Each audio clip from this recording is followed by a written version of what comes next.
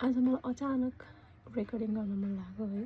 म थाहा छैन म के भन्छु, त्यही पनि मलाई रेकर्डिङ गर्न मन लाग्यो। तर मलाई चाहिँ के फिल भयो भने म जहिले पनि अर्काको राम्रै सोच्दैन, राम्रै गर्छु। अहिले अरूको लागि नै के भन्छ प्रायोरिटी राख्थेँ, अरूलाई राम्रै हो उनीहरूको हेल्प गर्न सोचेँ। तर मलाई यो रियलाइजेसन भयो कि why they are not treating me like the way I treat them। किन चाहिँ यति गर्दा लाइक उनीहरूलाई केही पर्दा पनि रेडी भएको छ होइन, उनीहरूको लागि हरदम रेडी हुन्छ, हेल्प गरिन्छ। तर जब मलाई पर्दाखेरि होइन किन कोही हुँदैन, मलाई चाहिँ किन मलाई नराम्रो ट्रिट गरिन्छ होइन।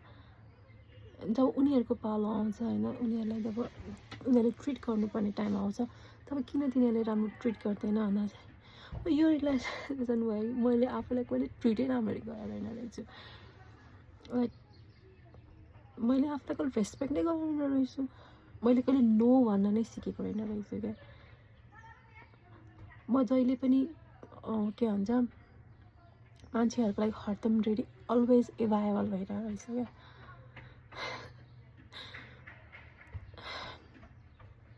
त अहिले चाहिँ आफूलाई के भयो भने आफ्नो इज्जत आफै गर्नुपर्ने रहेछ क्या। जब हामी आफूलाई रेस्पेक्ट गर्न थाल्छौँ नि तब अरूहरूले रेस्पेक्ट गर्छ।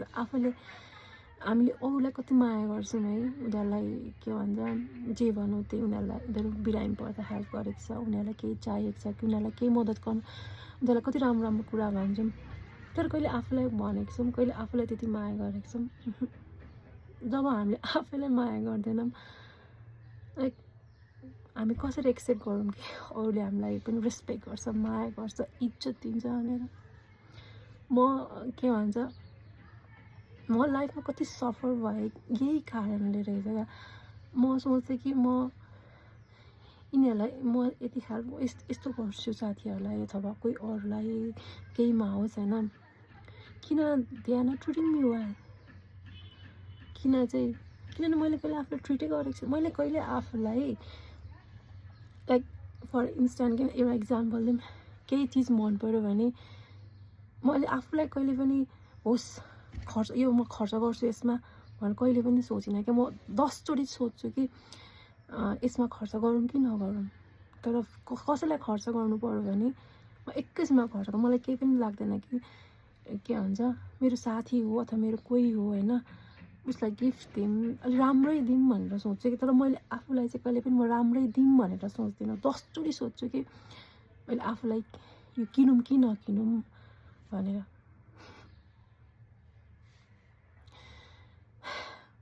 अहिले चाहिँ आएर realise.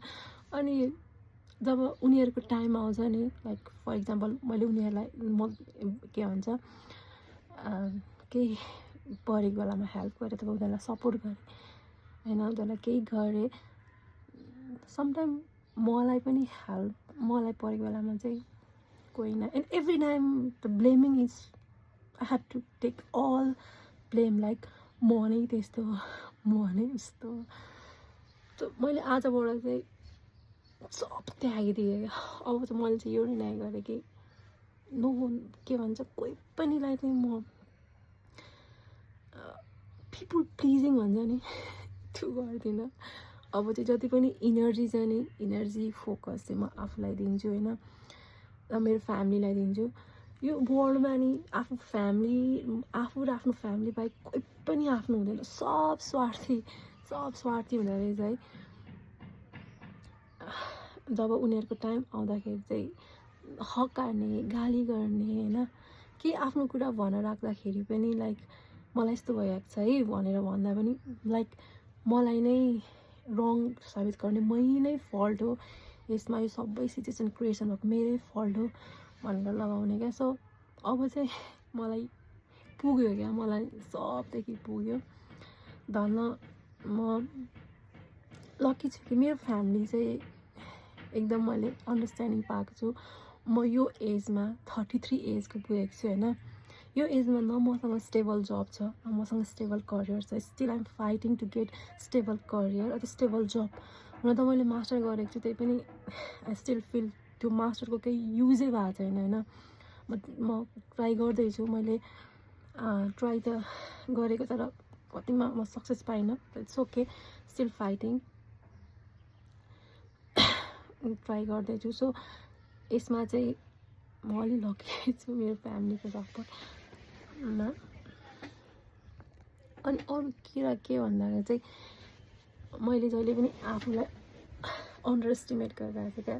I always feel like I am not good enough, I am not beautiful, I am not के भन्छ इन्टेलिजेन्ट, मसँग त्यो स्मार्ट दिमाग छैन, स्मार्ट बडी छैन, स्मार्ट फेस छैन, म काली छु, मोटी छु, मेरो दिमाग डम छ। जहिले यही सोच्थेँ क्या, यो चाहिँ कसरी भएको भने मलाई सानैदेखि मोटी होइन, अनि पढ्न नजान्ने, काली, यस्तै भनेर मेरो सबकन्सियस माइन्डमा नि यही बसेको। अहिलेसम्म पनि मलाई यो रियलाइजेसन हुन्छ कि लाइक म चाहिँ राम्री छैन, म इन्टेलिजेन्ट छैन, म के भन्छ क्लेभर छैन, त्यो फिल लाग्छ क्या। अझै पनि मलाई त्यो फिल लाग्छ, किनभने मेरो सबकन्सियस माइन्डले त्यसलाई नै एक्सेप्ट गरिरहेको रहेछ क्या, गरिरहेको छ भनौँ न। तर म क्यापेबल छु नि, मैले मास्टर सकिसकेँ, मैले ब्याचलर पनि राम्रो स्कोर, मैले मास्टर पनि राम्रो स्कोरमा, मैले त्यो हेरेकै छैन क्या। म अझै पनि आफूलाई जहिले पनि के भन्छ अन्डर एस्टिमेट गरिरहन्छु क्या। मैले पिएचडीको लागि एप्लाई गरेँ होइन, तर मलाई के भन्छ मैले 2-3 ठाउँ एप्लाई गरेँ, तर मलाई यो भित्री मनले के भन्छ म क्यापेबल छुइनँ त्यो सोचिरहेको थिएँ क्या। मैले इन्टरभ्यू मेरो त्यो के भन्छ कतिवटा स्टेज पार भएर इन्टरभ्यूमा आएर म के भन्छ फ्यालिएको थिएँ। अनि मलाई के भन्छ केही रिग्रेटै थिएन क्या। मलाई यो फिल भएको थियो कि म लायकै छैन यसको, like I am not capable of this, त्यो फिल हुन्थ्यो क्या। त्यही भएर अहिले चाहिँ मैले के भन्छ आफूलाई केयर गर्न थालेको छ होइन, आफूलाई के भन्छ एक्सेप्ट गर्न थालेको छु, आफ्नो बारेमा जहिले पनि राम्रो सोच्न थालेको छु। अनि म सबै चिजबाट चाहिँ डिट्याचमेन्ट हुन चाहन्छु, एभ्रिथिङ नै अब चाहिँ म इमोसनली स्ट्रङ हुन चाहन्छु। म यति विक छु कि इमोसनली म यति विक छु कि मलाई कसैले केही भनिदियो भने पनि म त्यो चिज मेरो दिमागमा रहिरहन्छ क्या। ला कसैले मलाई केही नराम्रो भनिदियो भने मलाई यो फिल लाग्छ कि ला म त्यही हो। सब माइन्ड चाहिँ क्या अरूको भ्यालिडेसन चाहिँ अरूको सेकमा, अरूले राम्रो भनिदियो भने म राम्रो, अरूले नराम्रो भनिदियो भने म नराम्रो, त्यस्तो चाहिँ के भन्छ भइरहेको रहेछ क्या। मैले कहिले आफूलाई राम्रै भनेको छुइनँ। लाइक म आफूमा यस्तो कन्फिडेन्ट अनि के भन्छ आफूमा स्ट्रङ भएको भए मलाई एक्सटर्नल चिजले केही असरै नपार्नु पर्ने थियो नि। मलाई जहिले पनि एक्सटर्नल चिजले असर पार्छ कि आफ्नो रेस्पेक्ट आफै गर्नुपर्छ है। यो सेल्फ लभ, सेल्फ केयर भन्ने चिज म अनि अझै सिक्दैछु, त्यो मलाई अझै मजाले थाहा छैन। तर आफूलाई इज्जत गर्नु नै, आफ्नो भ्यालु थाहा पाउनु नै सेल्फ रेस्पेक्ट हो। र के गर्दा आफ्नो लागि सही हुन्छ त्यो गर्नु नै सेल्फ रेस्पेक्ट हो। आफूमा इम्प्रुभमेन्ट गर्ने अथवा केही नयाँ स्किल सिक्ने अथवा केही गर्ने त्यो पनि सेल्फ लभ हो। र आफ्नो खुसी चाहिँ अरूमा नखोज्नु होइन, नखोज्नु पर्ने रहेछ होइन। आफ्नो खुसी जुन हुन्छ नि आफै खोज्नु पर्ने रहेछ। यति जति हामी एक्सटर्नल चिजमा डिपेन्ड हुन्छौँ नि त्यति हामी हर्ट हुन्छौँ। कहिले पनि त्यो एक्सटर्नल चिजले हामीलाई लङ टर्मसम्म कहिले पनि ह्याप्पिनेस दिँदैन। आफ्नो खुसी भनेको आफैमा हुन्छ। त्यो चाहिँ म सिक्दैछु। त्यही हो मेरो एक्सपिरियन्स चाहिँ यही छ कि यो एजमा आएर म सिक्दैछु। यो एजमा आएर चाहिँ मलाई रियलाइजेसन भयो कि यो पाराले चाहिँ हुँदैन होइन।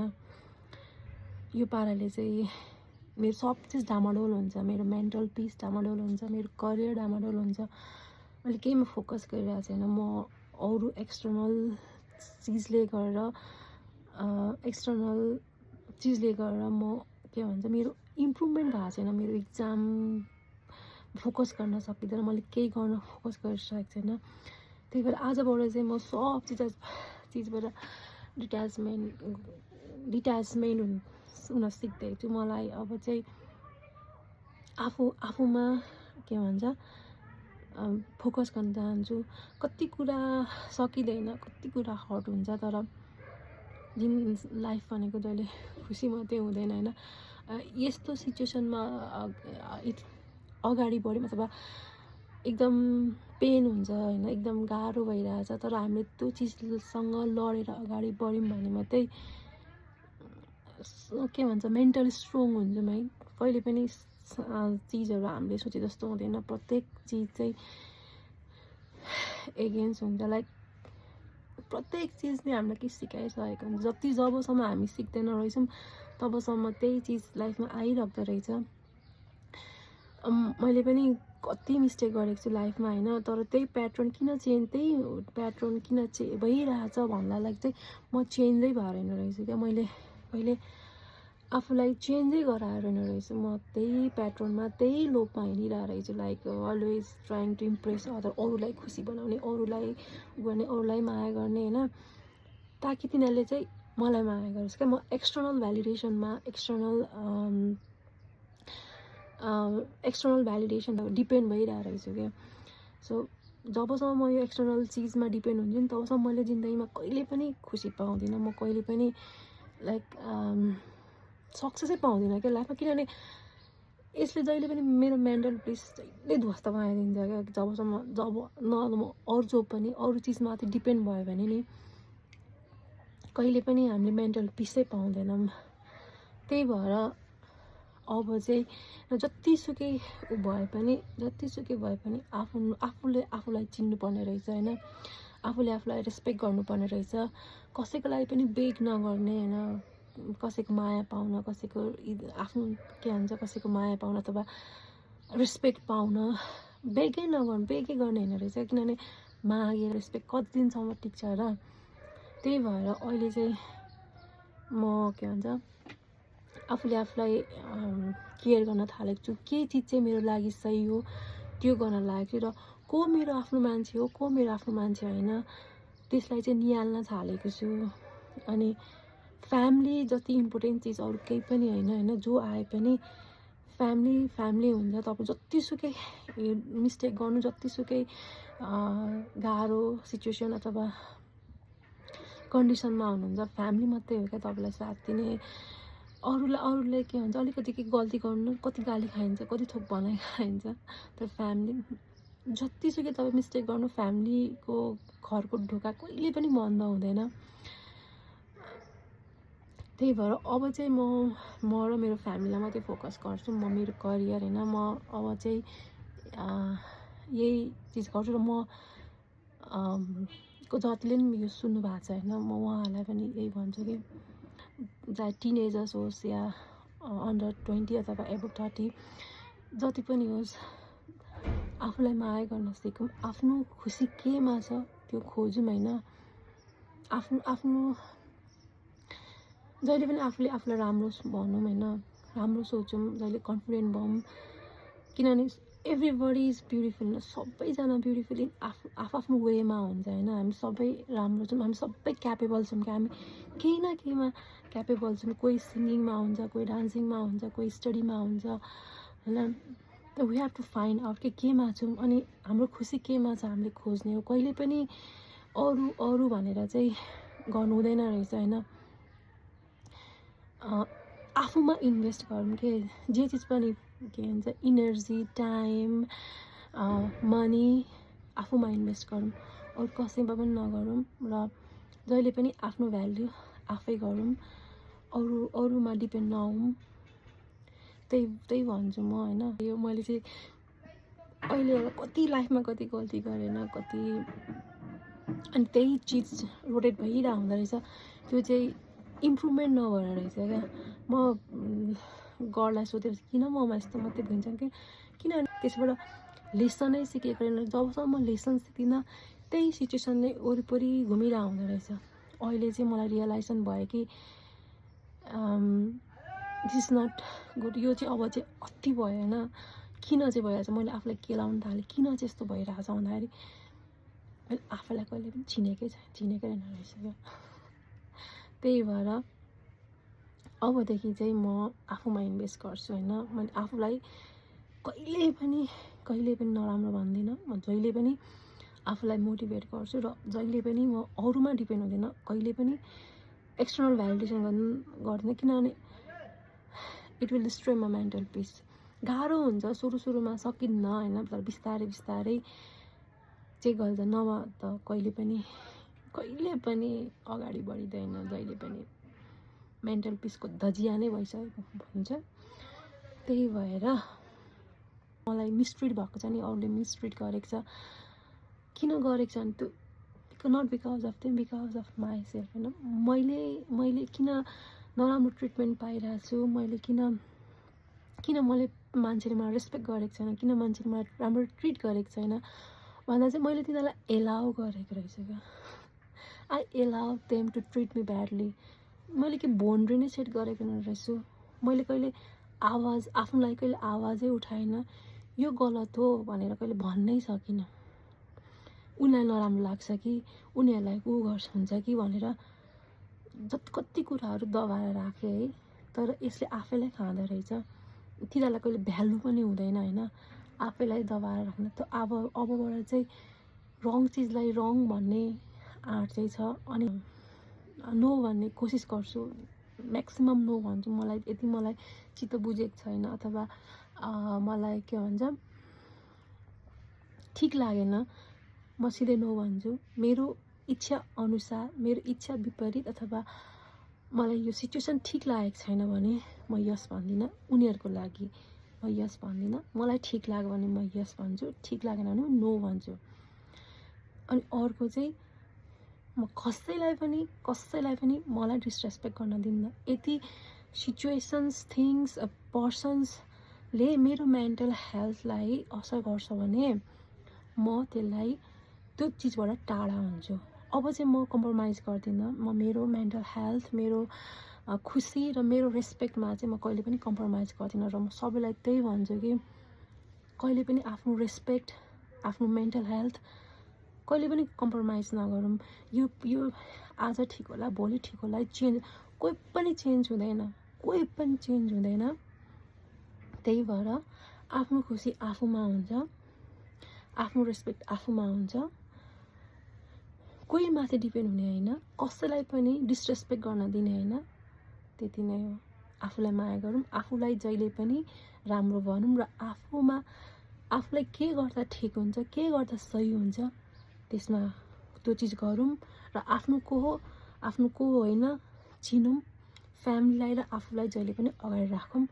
त्यस पछाडि यदि तपाईँलाई राम्रो भन्छ, तपाईँको बाउन्ड्रिजभित्र आउँछ भने त्यो मान्छेलाई इन्ट्री गराउनु। अथवा तपाईँको मेन्टल पिसको धजिया उडाउँछ भने, तपाईँको के भन्छ इम्पोर्टेन्स, तपाईँको रेस्पेक्ट गर्दैन भने त्यो मान्छेलाई अथवा त्यो सिचुएसन, त्यो जे चिजलाई पनि बाई भन्न सिक्नुपर्छ। त्यति हो मेरो चाहिँ। म त्यति नै भन्न चाहन्छु। यही हो।